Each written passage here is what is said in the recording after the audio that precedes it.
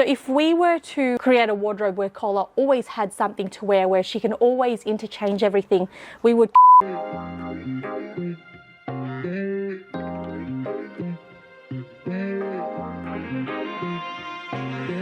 Welcome back to my channel. This is part 3 of Cola's wardrobe audit / wardrobe edit.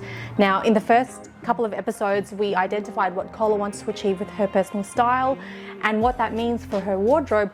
And then as we were in it, we're like, hey, girl, I think we're gonna need to reorganize a couple things just to make life a lot easier, and so that we can make sure that Cola is able to access and wear most of her wardrobe often, not just, 10%, which is very common for most people. Now, a couple of things to know. I'm going to call this like a realistic wardrobe edit / makeover situation. And what I mean by realistic is, we see those shows where you can do a full wardrobe overhaul, maybe even get a renovation done.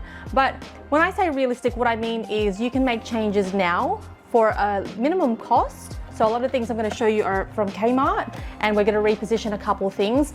The other thing is, for full context, Cola's only going to be living here for the next 4 months, and then they're going to be moving out and traveling. So even if they were able to make infrastructural changes, it wouldn't be something that we'd be interested in doing because they're going to be leaving anyway. So without further ado, we're going to get into it. So I'm going to reorganize some of the wardrobe to make all of the clothes more accessible. This is the current state of the wardrobe.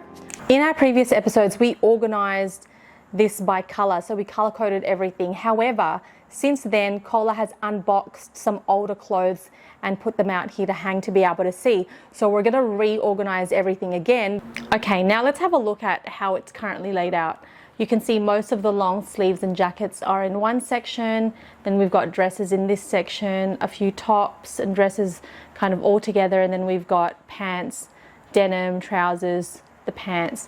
So we're going to rearrange everything, and I'll explain to you why later on. The shelving and the drawers.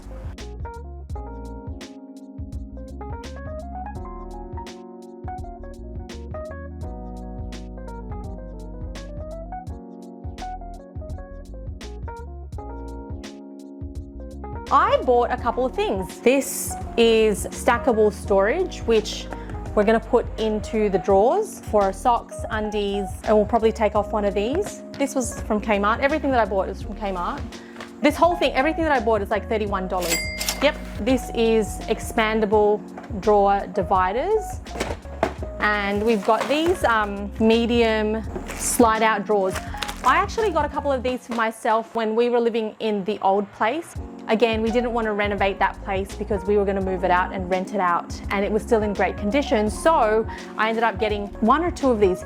One of these for myself, the large size, and it's just so good with like being able to access your folded items. You know how sometimes you have a really tall stack of clothes and then you pull one out from the middle and then like everything topples over? This saves that from happening. I also got these from Target for the denim, so denim pants, and these from Kmart for the trousers. So pants which are just going to be so much better when they're hanging straight, so they're always ready to use. So in this process, we're going to end up making space in the wardrobe for both Cola and her partner without compromising their needs. And what that really means is these simple things that we do with compartmentalization is going to make a difference. So let's do it.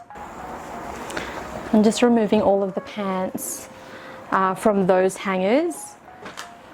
And then I'm going to rehang them on either the clip hangers or the trouser hanger, these ones. I don't know if I have enough of those denim hangers. If we don't, then we're gonna pop them back on here. But for as long as we do, that's what we're gonna use. I think the thing about hanging denim, you obviously still wanna see the different colors and shapes because, if you're gonna have like a few pairs of denim, there's gonna be a reason for it. And it's generally color and shape. All right, I think that's it for the pants. Oh, this is a set, so we're going to want to hang this close to its matching top.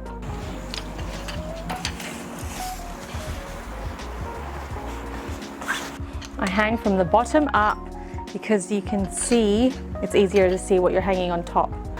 I want to put the ones which are kind of different from each other on the one hanger because then you can see more clearly. So for example, That's a mid-wash blue denim, that's a light wash. Then you can still see it. I feel like if you hang the same ones on the same hanger, it's actually hard to tell what you're grabbing, so then we'll just add black. We're actually going to take all knits off hangers, mainly because knits have weight, and no matter how nice your hanger is, because of the nature of a knit, it will pull it down and it can cause your knits to kind of age and deform quicker. So we're going to take those off. Your sweaters as well. So any matching sets with this, we're going to take it off. These can stay or these can go. It's just going to depend on your space, but if you do run out of space, this is one of the first things that you'll be able to take off. Any sweaters, jumpers, anything like that, jersey fabrics that are soft, you can take them off. Oh, here's another one. All right, so we're nearly done, and like I said earlier, we've grouped everything by color, not by piece, not by pants separate to jackets to long sleeves, and there's a couple of reasons for that. One is the size of the wardrobe. So if you have like a major walk-in wardrobe where you can segment by color and by piece, super easy. However, when you have more of a limited wardrobe space, it's a lot easier to kind of insert everything. But the other reason, which I think is a super handy one for styling, when you put your same color by same color, it's actually a lot easier to create outfits, because if you think about tonal outfits, light with light, you're likely going to end up with a nice outfit. Of course, you're going to refine your practice of combining colors, because there's always a cool beige, for example, and a warm beige. And that's what I was just talking about with Cola now. Now that we've got her wardrobe sort of set and easy to see, you can see everything. I think Cola's next step is going to be to refine or to complete a set of colors which are interchangeable. So here's an example. So this is like a pastel green. This is more of a muted green. This is an olive green, which is a warm green. And this is another version of that, even warmer. And then this is a muted olive. Now, all of these have their own kind of color family.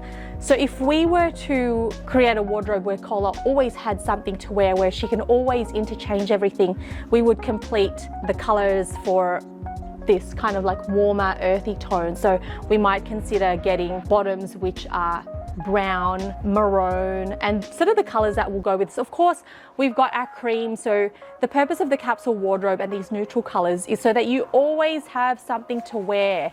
So, things will pair by color. Your capsule wardrobe will always sort that out. But like I said, if you're leaning into expanding on your style and your wardrobe, then that's going to be one of your next steps, which is basically creating a place where colors are interchangeable because they're within the same family. See this one? This is a very bright, nearly blue, right? It's like a turquoise, it's like greenish turquoise, whereas this is olive. So this wouldn't necessarily flow very easily. In fact, they're both green, but they'll clash together. And that's really what I mean. Now, I've put the denim, the blue denim, in the middle because blue denim basically goes like, it's an easy pairing for all things color. So your mid-wash blue denim tends to go with your brights.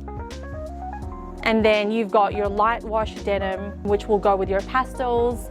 But because blue denim is your bridge between your neutrals and your colors, I've popped it in the middle. Let's go through the drawers. And later on, we'll talk about some of the things that Cola's already added into her wardrobe as she elevates her style and becomes all of those things that she wanted to be. Okay, this is that drawer that we talked about earlier. These are all the knits and things that don't need to be hung, as mentioned before. Here are sort of like the tracksuit stuff, technical terminology. But this is really easy because they don't really need to hang, plus they're quite chunky, so they don't need to take up that space over there. And then in terms of the drawers, this is how we've basically segmented it. So that that divider container, we've gone everyday socks, cute, fancy, like quirky socks, the ones with a print, and then undies.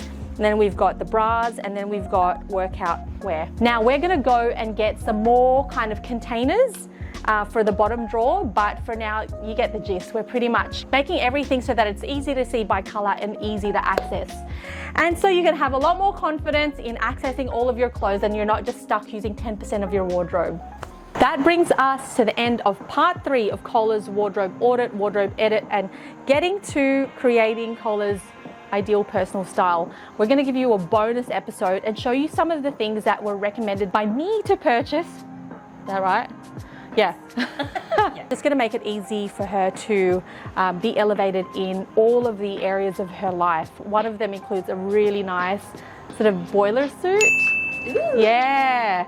And a few basics as well. If you like this episode, give us a like. If you have any comments or questions, if you've done this kind of wardrobe edit or have any questions, pop them in the comment section down below. We do have the Ultimate Capsule Wardrobe Workshop. You can find the links in the description box of this video, and any other masterclasses and workshops that will help you identify your style, build your capsule wardrobe, do this wardrobe edit, and anything that you might have been thinking about, just go to the description box of this video. Otherwise, we'll see you in the next episode. Bye.